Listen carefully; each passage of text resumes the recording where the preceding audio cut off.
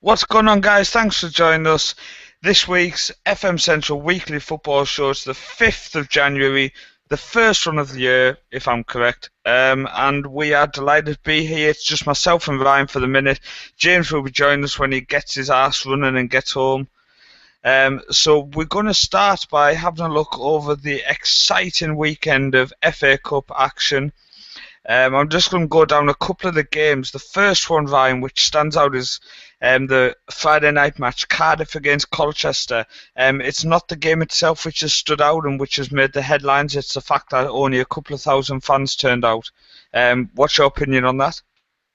Well, it's quite shocking that only 1,000 fans have turned out for an FA Cup game when you've got Cardiff playing. I know Cardiff have got a few problems, but surely fans should still be turning out. But obviously they're in protest with their owner. I assume they're not agreeing with how Vincent Tan is running the club, and it's going to happen in a few clubs. I know Coventry City are planning a protest against their owners, but not in that way. But shocking not to turn out and support your team, especially in the FA Cup. Especially when you're live on TV on a Friday night. But they won the game 3-1. Like I say, it's been the FA Cup third round this weekend, so obviously a round that everyone looks forward to. A couple of the results which have stood out was West Brom 7, Gateshead 0 in Tony Pulis's first game. Yeah, I think one thing I'm going to note from that game, a lot of people have been saying about Saido Barahino not celebrating. They're saying that, oh, that's him gone out of the club. The way I look at it, they played against Gateshead. I don't think he's going to celebrate like a madman against Gateshead. But he should be celebrating. I think it's so disrespectful not to. It's just kind of like, well, I expect to do this, and then he walks off. I just think that's rude. I don't think he's on the move though. I think he'll stay. I think he will leave, but I just think I thought he was a bit of a cock. I just think it was a bit rude not to celebrate. We'll go to the next game. Blythe Spartans. Team close to my heart, not far from where I used to live. I wouldn't like to walk the distance. But us North East people obviously stick together. They were 2-0 up against Birmingham, then within the space for a couple of minutes it went to 3-2. Losing the game 3-2, but they did fantastic to get to the third round. So it's definitely should be proud. When I found out they were 2-0 up, that was just one of the games I thought, oh, Blythe Spartans are going to go through again. And then Birmingham obviously turned up the heat and scored 3 goals in, I think it was, 3 minutes? I think it was 7 for the 3 goals, but Gary Rowett must have gone mental because he came out second half and we're a different team. Top of the Championship, AFC Bournemouth, they beat Rotherham 5-1 away from home. Just comprehensive victory. They're just looking unstoppable at the moment. They look a fantastic team. They're playing Aston Villa in the next round as well. I think they've definitely got a chance of getting through that. Oh yeah, definitely. I reckon. Aston Villa aren't on the best form. They're not scoring many goals. I reckon Bournemouth can beat them. Also, another game people were saying could have been a giant killing was Tranmere Rovers hosting Swansea City. The game ended 6-2 to Swansea. So again, another Premier League team just battering a low league team, basically. Yeah, I think Swansea needed that. They hadn't been on the best form in the Premier League at the moment, so I think they needed to just prove that they can score a few goals, but now they need to do it in the Premier League as well. Yeah, I'm just scrolling down a couple more here. You've got Derby County got a last-minute penalty against Southport. Unlucky for Southport to get to the last minute and then go out, unfortunately. Brighton, first game Chris Hughton in charge, beat Brentford away 2-0. Great victory there. My team, Newcastle, got beat by Leicester. As the fans at the game put it, we're shit and we're sick of it. We're going to Newcastle later. And United beat Yeovil. I'm going to ignore that crap game. Nearly fell asleep during that. The Dover Athletic Crystal Palace game, 4-0 to Crystal Palace. Dover was shocking. The pitch was shocking. The team was shocking. Palace controlled it. A game a couple below that, which definitely stands out, Ryan, was Queen's Park Rangers 0, Sheffield United 3. Are Sheffield United designed for the Cups in the semi-finals of the League Cup?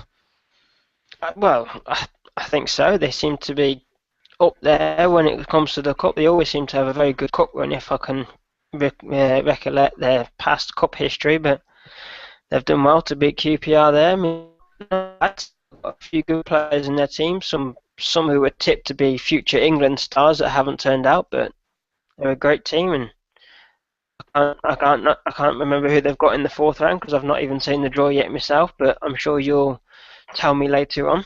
Yes, don't worry, I will be letting us know. Like I say, we're going to dedicate these probably a good 15 minutes of this show just talking about these games and the fourth round because hey, the FA Cup is a competition which excites everybody. Liam, Mr. Zulu from Twitter has come on saying good evening. Cheers for listening, pal. Really appreciate it. He's actually going to be doing a guest piece on our website, which obviously I will be explaining later on in the FM show on Thursday night, as well as obviously promoting during the week. So I look forward to that. Let's get back onto the correct screen so I can see what I'm doing, lads, instead of just rambling. As Ryan said, Yeovil nil, Man United 2. It was a dull game, to be honest. It wasn't the best. It was. We had to rely on Falcao and Ander Herrera to score. I mean, I'm not sure. I mean, have you seen the Ander Herrera booking? Was that a deserved booking? Well, I'll say it was Di Maria who scored, not Falcao. Falcao couldn't hit a barn door. Yeah, that's the one. Um, Obviously, wasn't concentrating, but Ander Herrera, was his booking deserved? I can't remember his booking, to be honest. Well, he scored, and then Ah, did he I get looked booked away, towards and then the crowd? he went towards the crowd, and he was booked for being aggressive. Well, I mean, he hugged everybody in the front row of the crowd, but I mean, fucking, you can't breathe on people these days, can you? So, That's the trouble. Chelsea 3, Watford nil. I'm sure Miles from Sports Interactive will be pissed off with that. Yeah, Um, three second half goals as well. Arsenal 2, Hull City nil. I saw the first 20 minutes of that, and then the missus got sick of me spending all day watching football. And then we have tonight the ball draw Burnley 1, Tottenham 1. I heard it was a game to be missed. And then the Liverpool game, Liverpool which is Wimbledon. not long finished. It wasn't a bad game. I enjoyed it. The beast up front from Wimbledon didn't have a bad game. Liverpool didn't look the best. Coutinho impressed me. Considering his size, he gets stuck in, which is good to see. Yeah, he's been looking very good this season, Coutinho. And then we have Scunthorpe against Chesterfield. Obviously, that game's played on a Tuesday night because Chesterfield had to replay their game against Milton Keynes in the second round over the weekend. And then you have Everton West Ham. With the form Everton in at the minute, I can see West Ham turning them over. Mhm.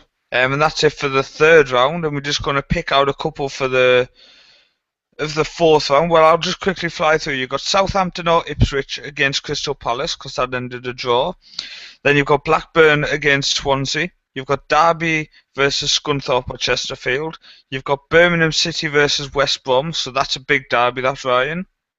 Yeah. Cardiff versus Reading. Burnley or Tottenham versus Leicester. There's another game to fall asleep to. Rochdale versus Stoke. Jesus. Just don't go. Doncaster or Bristol City versus Everton or West Ham. Cambridge United versus Manchester United. Big payday for Cambridge and probably going to be televised, that game. I would imagine. Um, 1 second. Doesn't matter. No, hang on. The BBC've messed up the draw here. They've got Chelsea or Millwall versus Bradford, where it's actually Chelsea versus Bradford or Millwall. So that's why It's not like that on the screen that I've got, but okay. I'm on the BBC link for the fourth round. Preston North End versus Sheffield United. Aston Villa versus Bournemouth. I can see Bournemouth turning them over there. Liverpool Bolton could be interesting with Neil Lennon there. Brighton, Chris Hughton, former Spurs lad, against Arsenal. Sunderland against Fulham or Wolves, and Man City versus Middlesbrough. So hopefully Man City can beat that small town from Yorkshire. Yeah, hopefully. Um, We've had Liam at the side saying that you've dodged his surname. I think you should give us all a laugh and try and pronounce his surname now. no, I can pronounce it. I think it's Manawan. Don't worry about it. And just popping on the screen there, you see James coming on. I see Martin snuck himself in as well. I don't know when that happened. See this? We have some of our people just randomly jumping in. Hiya, James. Good evening. Evening. You okay? Yeah, not bad. Fantastic. I've just run through the FA Cup, so you've only missed just a quick mention of Newcastle's disaster. We'll get on to Newcastle later. We'll do the Super 3, James, if you're ready. Yeah, I'm ready. People who don't know, each week we have to predict 3 games and obviously see how it goes. I'll quickly bring it up on the website while Ryan starts the scores. Starts the predictions, sorry. The predictions, you want me to call out the teams? Damn it, I forgot I haven't fixed the link. Ryan, you should have reminded me about that.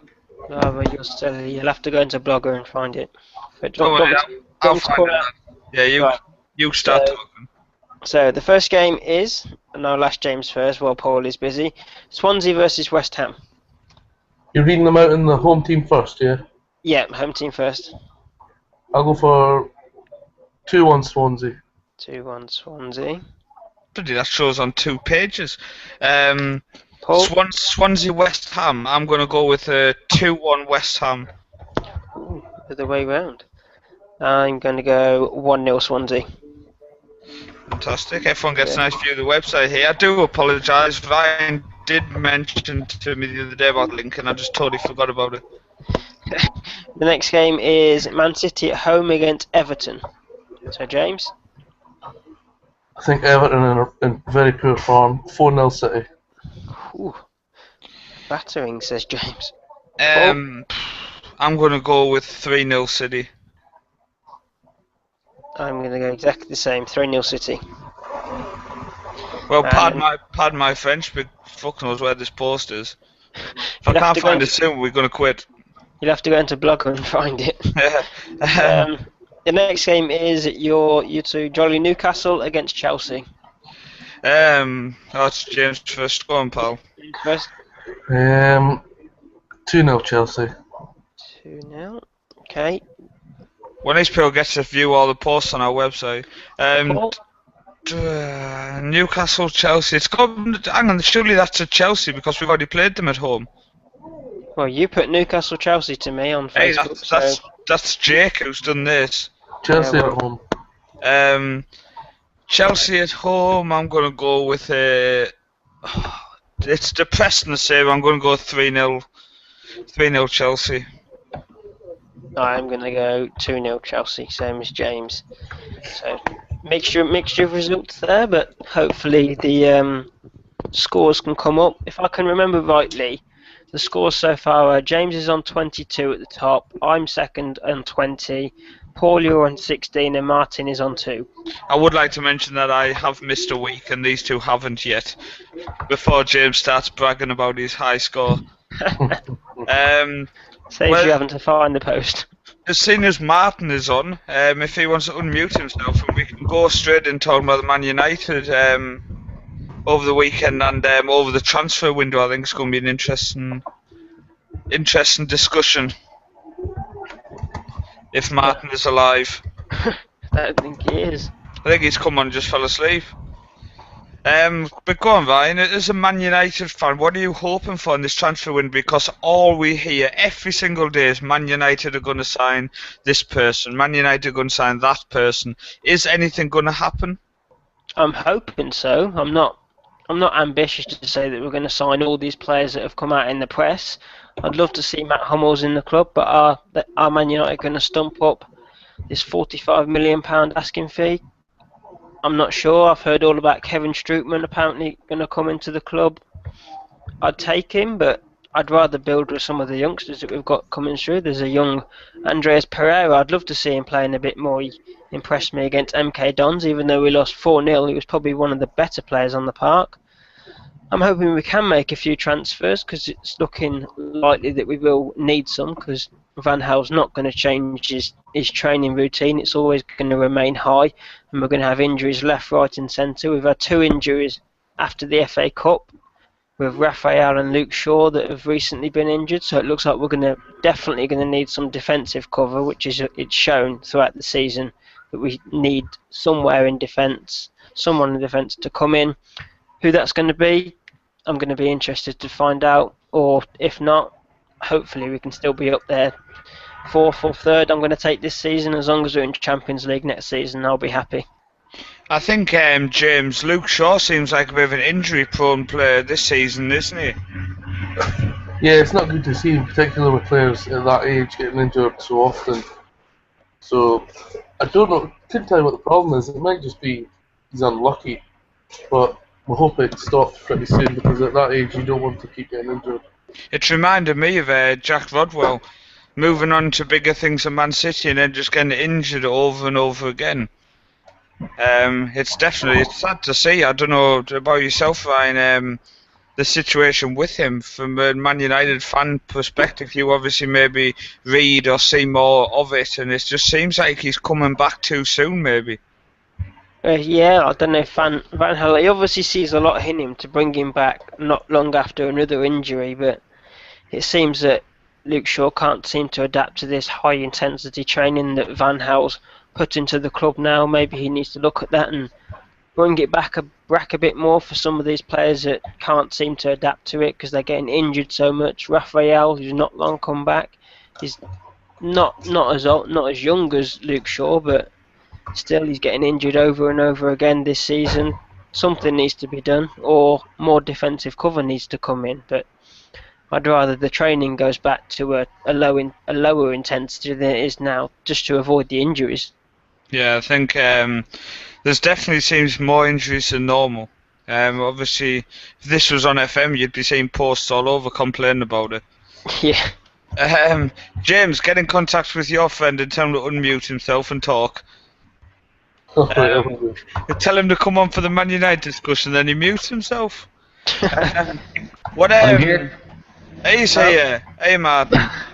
Sorry, I was gone for a few minutes there. I didn't hear you calling me. Sorry. Unbelievable.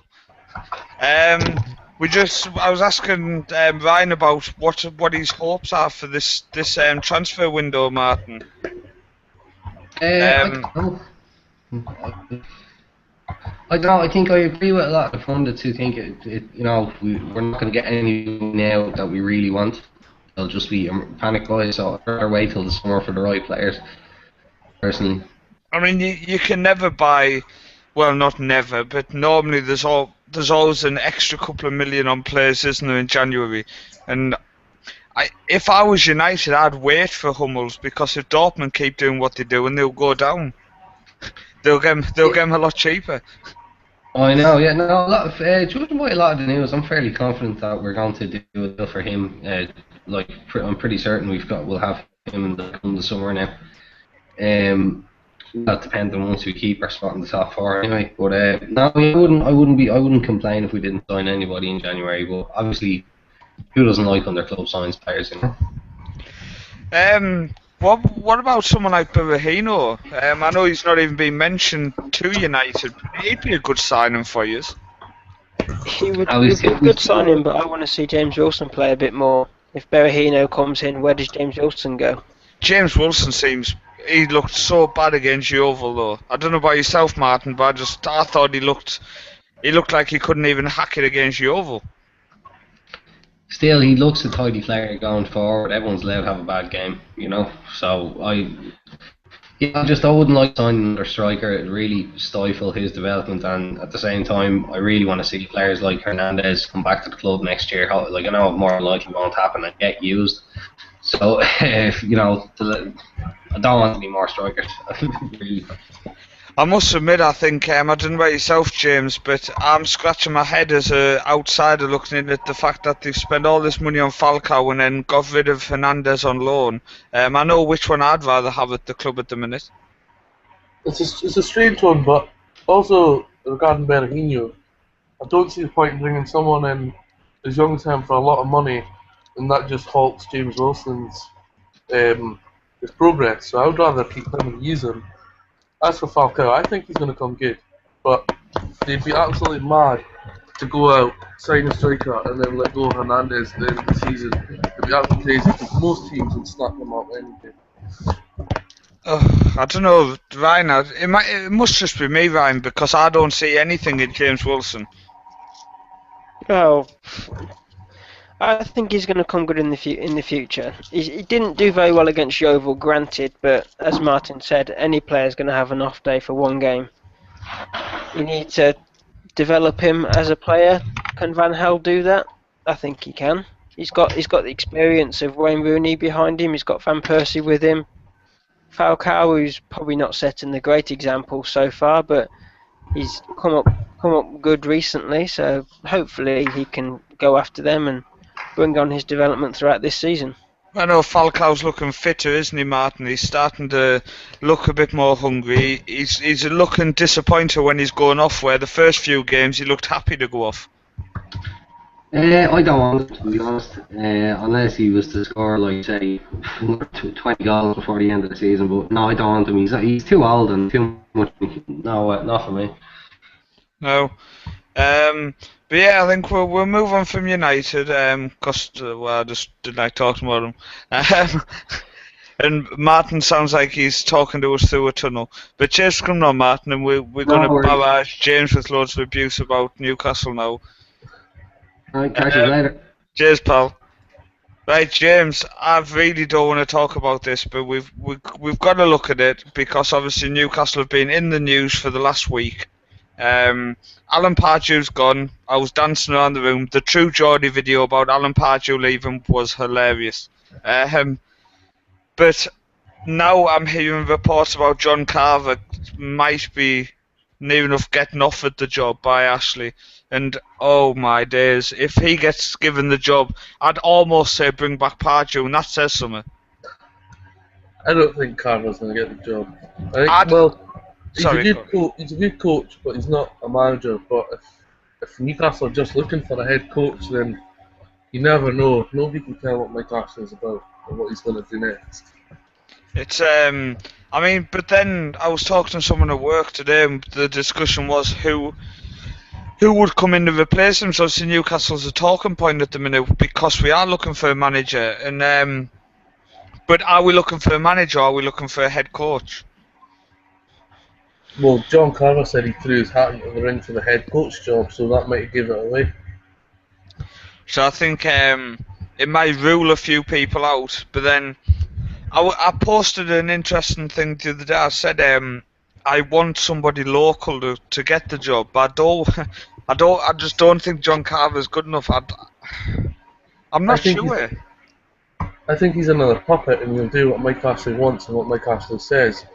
That's why I think he'll get it. Possibly, but I'd like us to bring in a big name, big strong character that will say it's my way or no way. I think it would be interesting if somebody applied for the job and said, if I come in, you lose the person who buys the players, I buy the players. But if he wants to bring someone from inside the club to come up and be the manager, I'd really like to see Peter Beardsley get the job. No way. No way? No, not a chance. Oh, I'd rather have Carver. Oh, hey, you must have had a long day of work. You're not thinking straight. What about yourself, Ryan, from the outside view? I think it's a tough one. I agree with both of you that Carver's doesn't look management material. He's another puppet man. Peter Beardsley's a good shout, but has he done any management before? I know who he is. He's managing our youth team at the minute.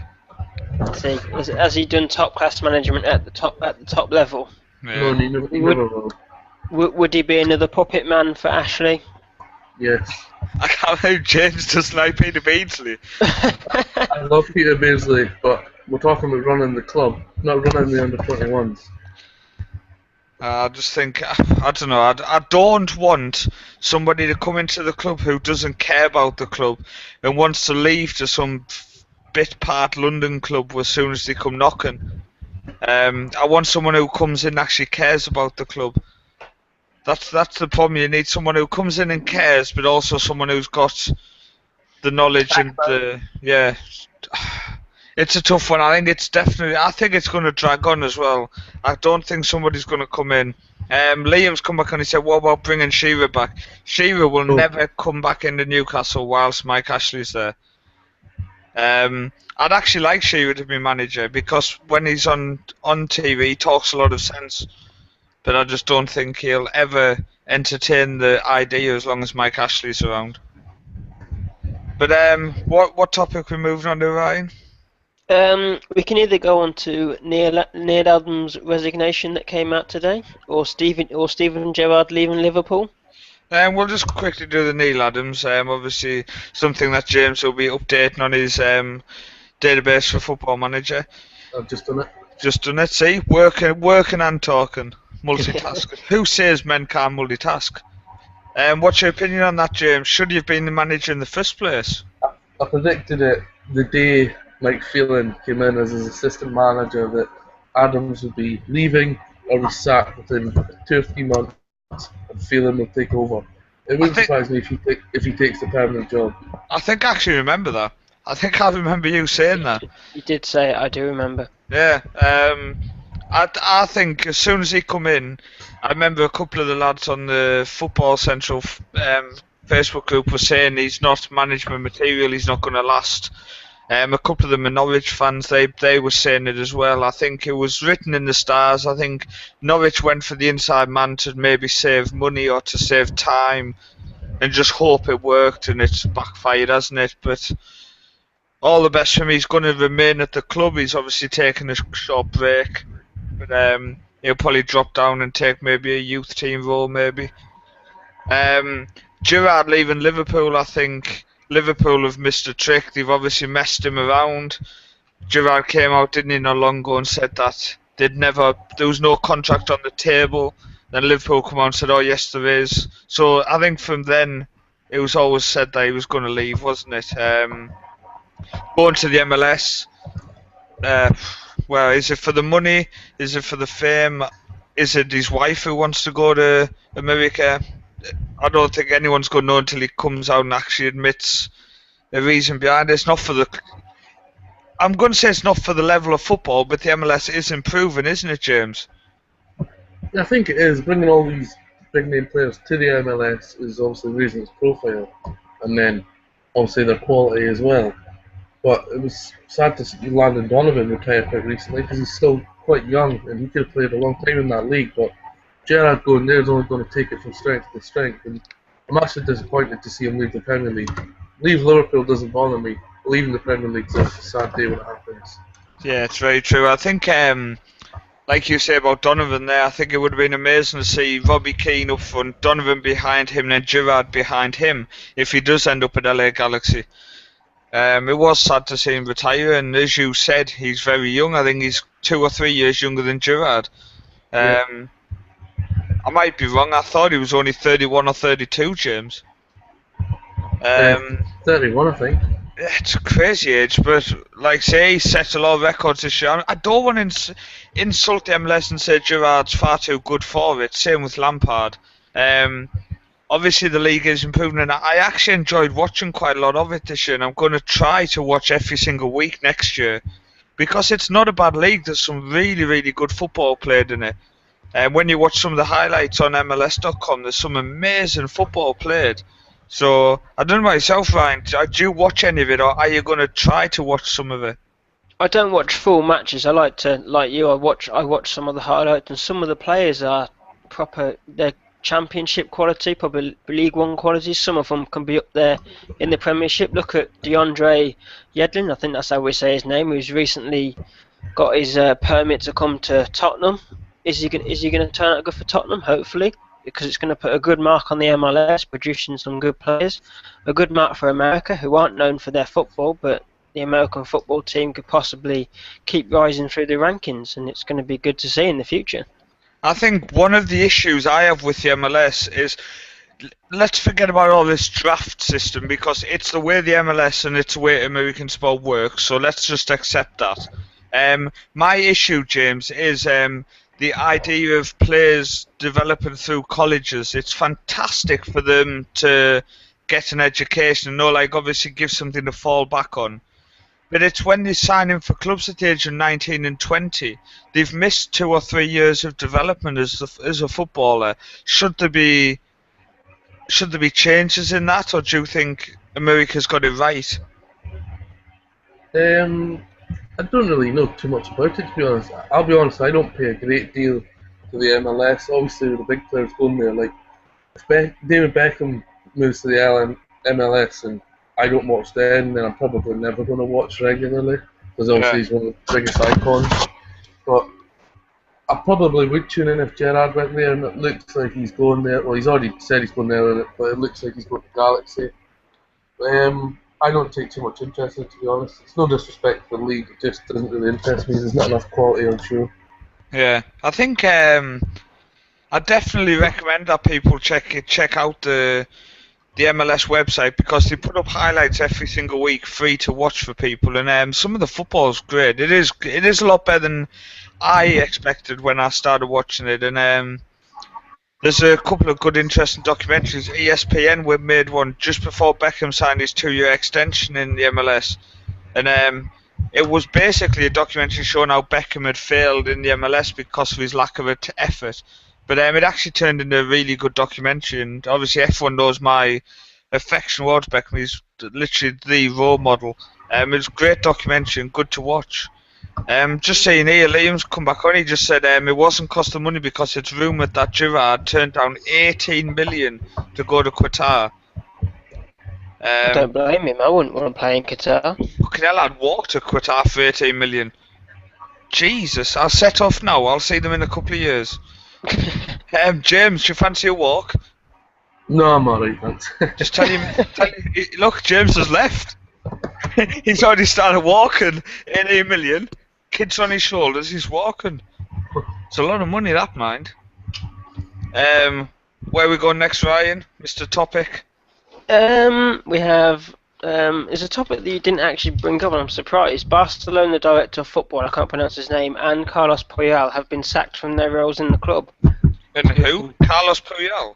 Carlos Puyol has left his role as, I can't remember what role he had, but he's left his role, and the director of football has been sacked. Now, I saw something earlier on Twitter, I think it was, about the director of football being sacked. I'm going to put this nice out. I couldn't give a shit.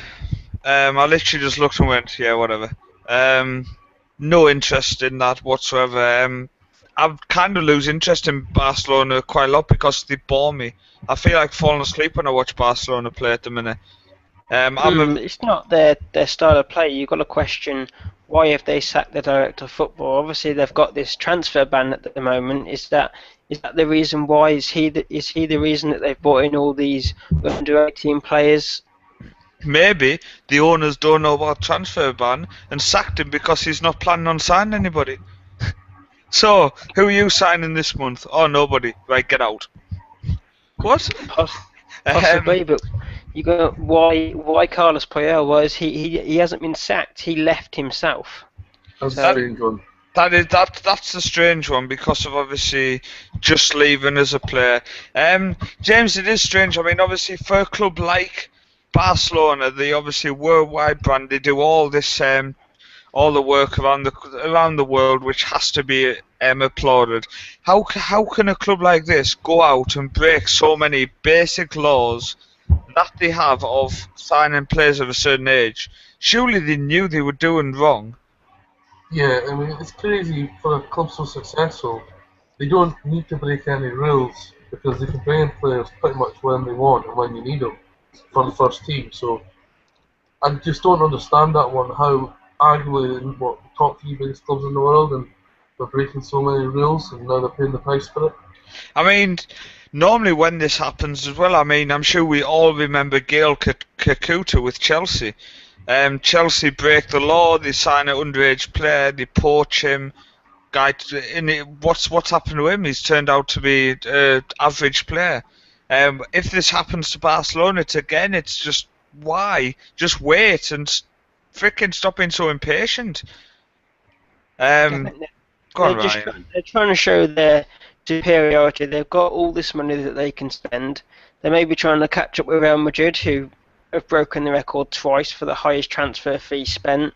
With all these youngsters that they say they're going to turn out, yeah, they've got Alan Hilovic, which I think how we say his name, and a few youngsters in the Barcelona B team who are supposed to be some great players for the future. But as you said, Paul, why not wait for them to develop a little bit more and then see if they are actually any good in the future? Because if they're spending something, even if they're spending 4 million, 5 million, and these players don't turn out as good as they're predicted to be, it's just a waste of 4 million. And these players could end up average players playing still maybe in the Spanish league, but playing in non-average teams.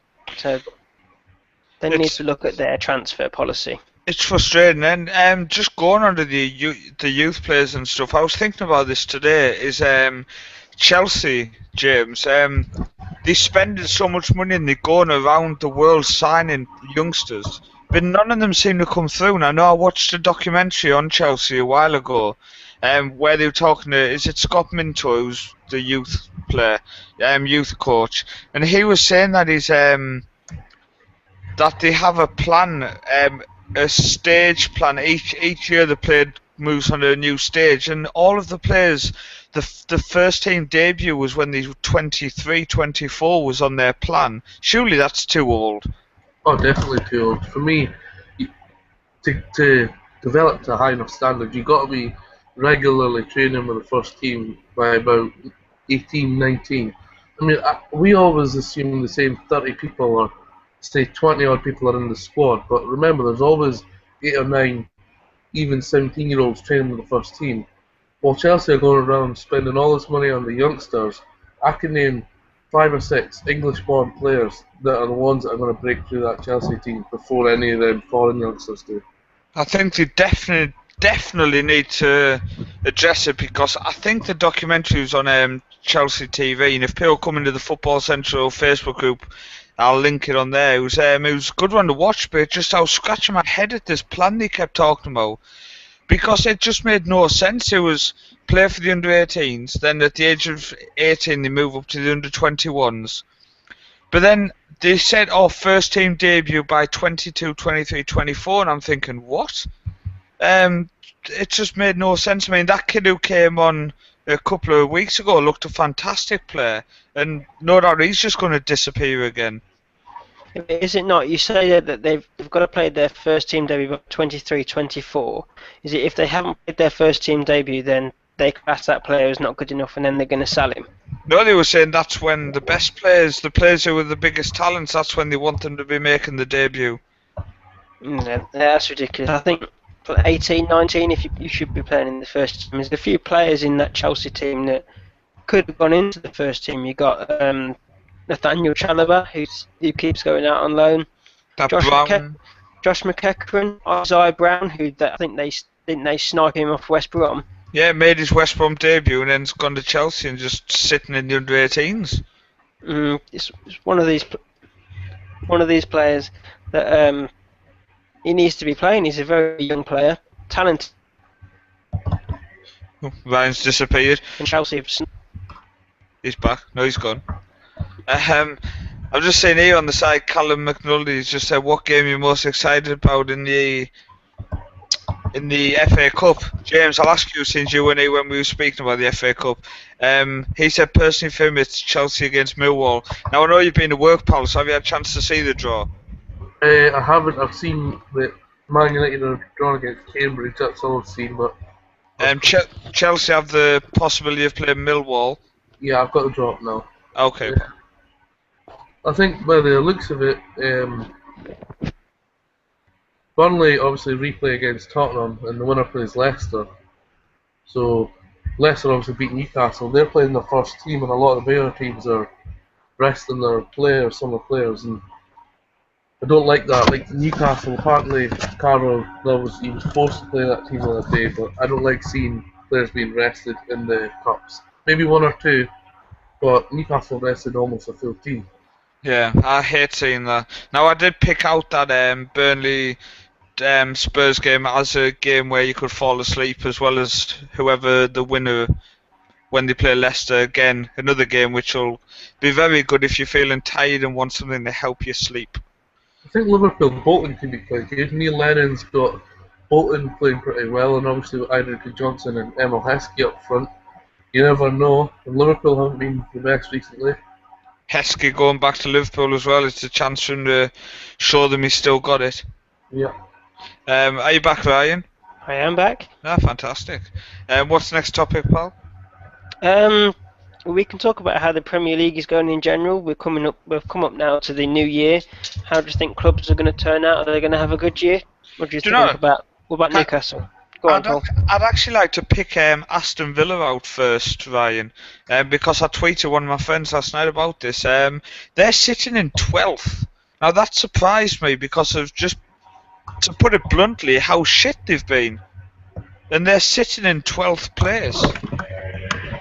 They're one of these teams that I have a few friends that are Aston Villa fans. Bless them. I think someone has to support them, but they went on a bad run and they seem to be like picking up a few draws recently. If I can remember their results, I'm just going to have a look.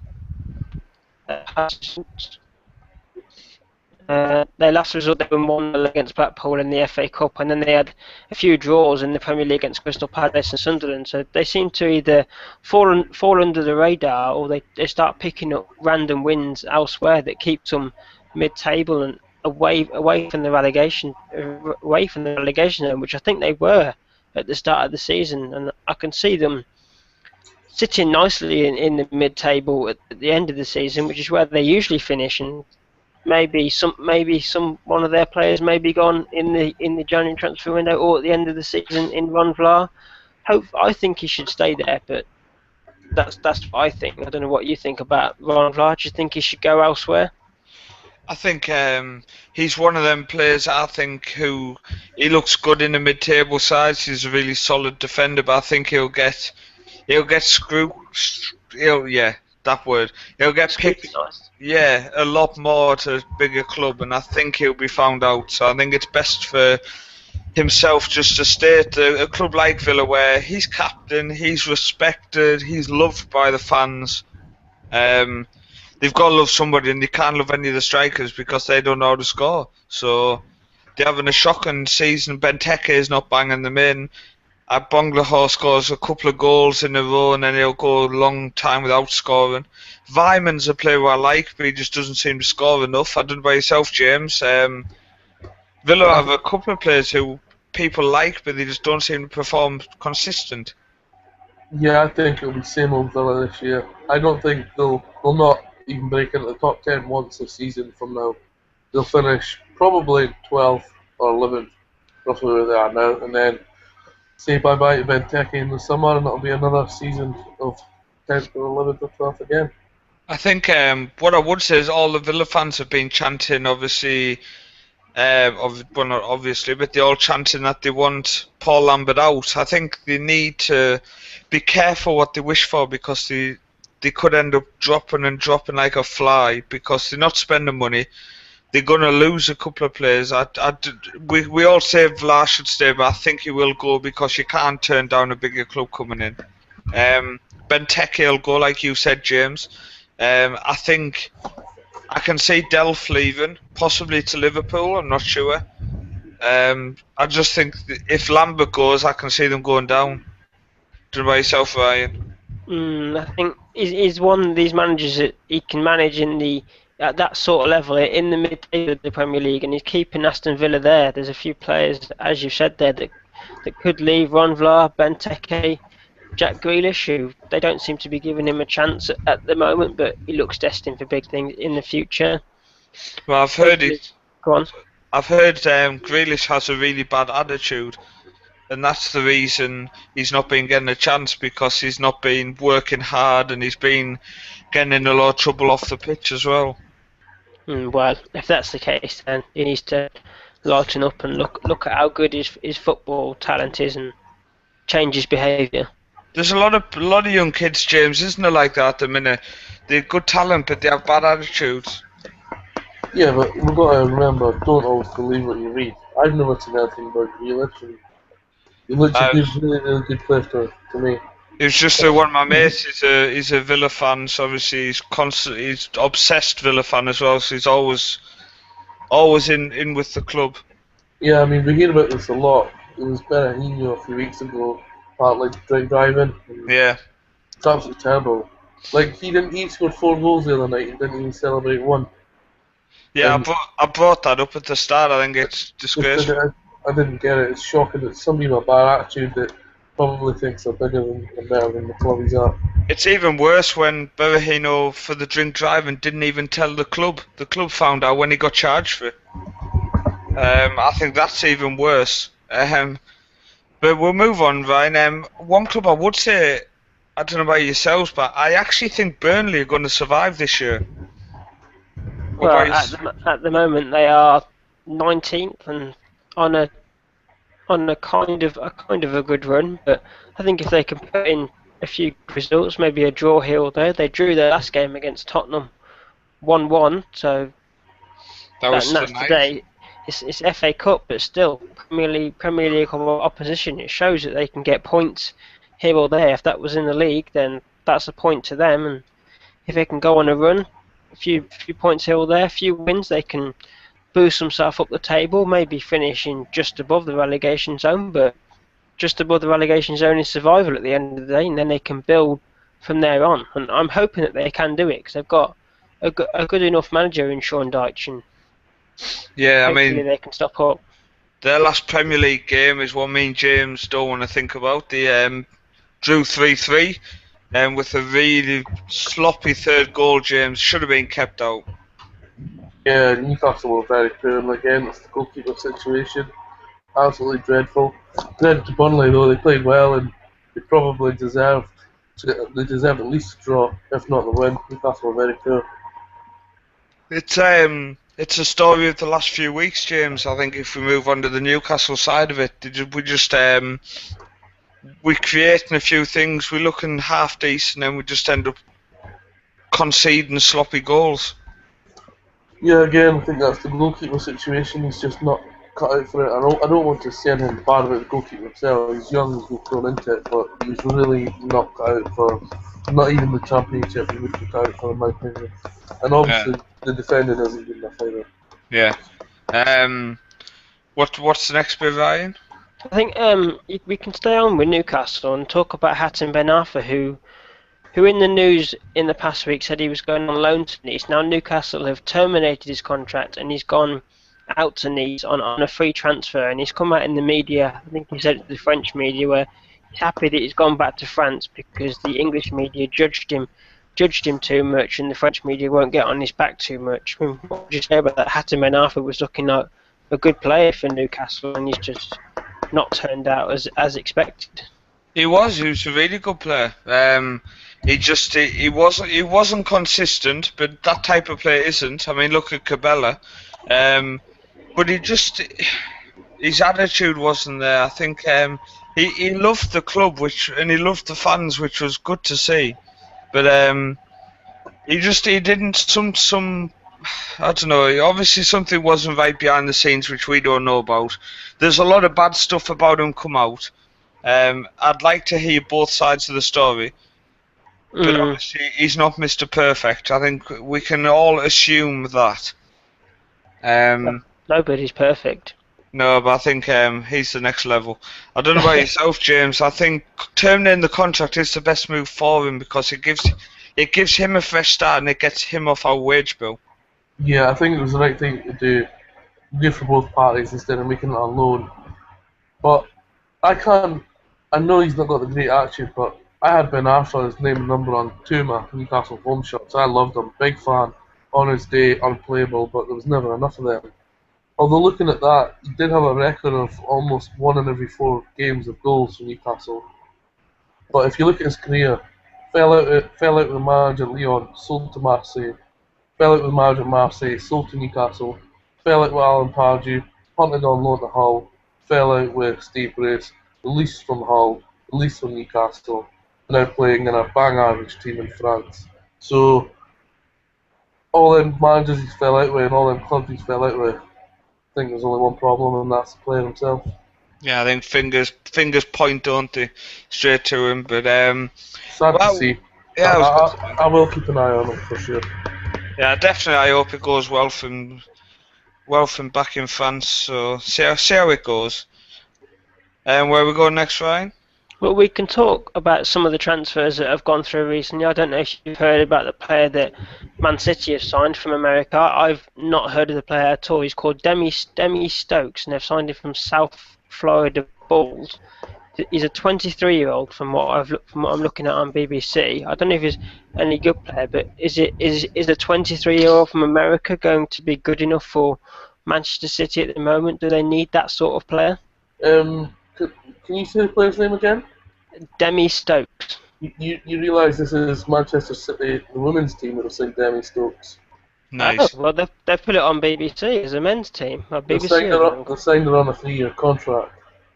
Ah, So it's a woman you're talking about. BBC have put it on as the men's team. We should sack the BBC. Let's all not laugh at Ryan. Let's not laugh at me. She plays for England as well. Unbelievable. There you go. She's good. Stop complaining, Ryan, man. She's 23. Aye. Have you seen that last for Everton ladies? Let's not discriminate against ladies, but I'm supporting Everton ladies after seeing her Instagram. We know what Paul is like. What are the deals that have happened? We'll go to, as it says on his image, the Whiz Kid. Come on, James, Mr. Transfer himself. Do you want to tell us of any deals you know of which have gone through? There's a few big deals going through. The biggest one, there's a big one in Italy going through. Ivan Strinic joining Napoli. Of course, Napoli have become a lot bigger in recent years. But as for the Premier League, there's not huge deals. Podolski's finalised his loan deal at Inter, but most people know about that. Philip Walsheed has joined Stoke on loan. Yeah, there's not many huge ones. I'm expecting it to pick up in the next few days. I think it's been a quiet start, hasn't it? I think it's been more about managers at the minute, James. Yeah, Definitely. I think a lot of teams will wait by the time, see if prices drop or who takes interest in what players, or try and sell players first. And then near the end of the window, it'll all get a bit panicky again and we'll see players moving.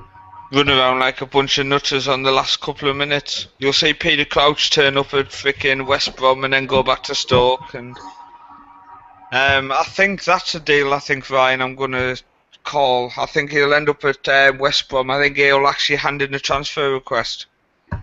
It'll be interesting to see because he's sort of the player that Stoke suit because it's Stoke football to punt it up to the big man, but I think he wants to follow Tony Pulis, and maybe he will hand in a transfer request, and we'll see him outside the gates there and signing, hopefully, rather than not signing and standing outside the gates like a lemon, like the previous player did. But who knows? January transfer window is always one of those transfer windows where you get all this speculation of players going somewhere, but prices are up in January. So you've got to spend to get the players. Yeah. What do you think, James, about the talk that Chelsea are looking to hijack a couple of deals from Man United, the likes of Strootman from Roma? I don't get what the big deal about Strootman is. I know he's a good player, but I don't see the player that people talk about or the price that people talk about. So, well, not for Roma anyway. So I'll probably have to see him in the Premier League to be convinced that he is that good. I don't really see Chelsea needing it, but they've got Matic at the minute who is unplayable. He doesn't get dropped, and Fabregas assists all the time. He's top class. So where does he play? He's playing instead of Ramirez as the backup. That'll mean John Obi Mikel's being sold. I don't see the deal happening, and I don't get why Chelsea are interested. I think all I could see was Strootman and Matic with Fabregas in front, and then Hazard and Will.i.am on the other wing maybe. And that means that no, means Oscar. There's so many people, isn't there? Who, I mean, you've got Oscar, you've got who else you got? They've got so many players who you can bring in. It's just like you said, they don't need him. I think if they sign him, they only sign him to stop United getting him. Yeah, I don't like that. That's just concentrating on your own team. Yeah, exactly. One thing I will mention is I actually, for the first time this season, I sat down properly and watched a Dutch game before the winter break. I forgot to bring it up. I watched PSV against, I think it was Go Ahead Eagles, I think it was. No Memphis for PSV. He looked a fantastic player. His decisions were a bit dodgy at times. He's definitely one that's a bit raw at the minute. But I don't know. Have you seen him play much, Ryan? He looks a really good talent. I've not seen much of him. I know who he is, but there are a few good players in the Dutch league, and we know that the Dutch national team do have a lot of good young players coming through because of how the system works in Holland. I think Ajax, they have around 20 scouts that just go around Holland alone looking for young players. There's a few players in Holland that are looking good coming through. We've got Zachary Bakalai, who's playing for Ajax at the moment. There's another player that I can't remember his name because it's quite a hard one to pronounce, but they're looking good for the future, Holland, and they're a team that I always seem to follow in the World Cup when they're on, and whenever their qualifiers are on, I like to watch Holland play because they play that attractive football that I like to see. And I do keep a lookout for the Dutch league. I don't watch it much, but whenever it's on and I've got nothing else to watch, it's something that I'll keep a lookout for. They also have a lot of good players coming through there. Remember when the under-21 championships when Royston Drenthe broke through and everybody was talking about him? He got a massive move to Real Madrid. Yeah.